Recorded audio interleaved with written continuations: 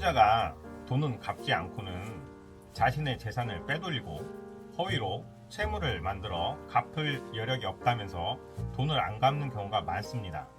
채무자가 이렇게 사회행위를 하면 돈을 받아내기가 쉽지 않은데요. 사례를 통해 사회행위한 채무자에게서 돈 받는 방법을 알려드리겠습니다. 채권자가 못 받은 공사대금 3억 원이 있고 소송에서 한 달 전 승소한 판결문이 있습니다. 채무자는 시가 4억 원 하는 빌라가 유일한 재산인데요. 채무자는 건축업자였고 요즘 경기가 안 좋아서 채무 상환을 못하고 있었는데요. 채무자의 빌라에는 채권 최고액 5억 원의 근저당권 등기가 6년 전에 설정되어 있습니다. 채무자는 갚을 돈도 없고 집에도 5억 원의 근저당권이 설정되어 있으니 마음대로 하라고 합니다. 근저당권을 설정해준 이유를 물으니 공사대금을 못 줬고 지금까지 한 푼도 못 주고 있다고 합니다. 6년 동안 공사대금 한 푼 못 받은 근저당권자는 왜 경매 신청을 안 했을까요? 사회행위가 의심됩니다. 이런 경우 어떻게 해야 할까요? 검토해 볼 수 있는 것은 사회행위 취소 소송인데 이 사회행위 취소 소송은 사회행위를 한 날로부터 1년, 사회행위를 한 날로부터 5년 안에 소를 제기해야 해서 이미 사회행위 취소 소송을 할 수가 없습니다.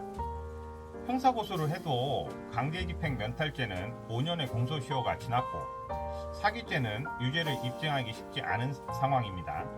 그럼 돈 받는 것을 포기해야 할까요? 돈걱정이 이런 경우 매우 유용한 방법을 알려드리겠습니다. 일반적으로 사회행위를 하면 서로 말을 맞춰놓고 심지어 증거도 만들어 놓습니다. 그런데 이 사회행위를 하면서도 놓치는 것이 소멸시효입니다.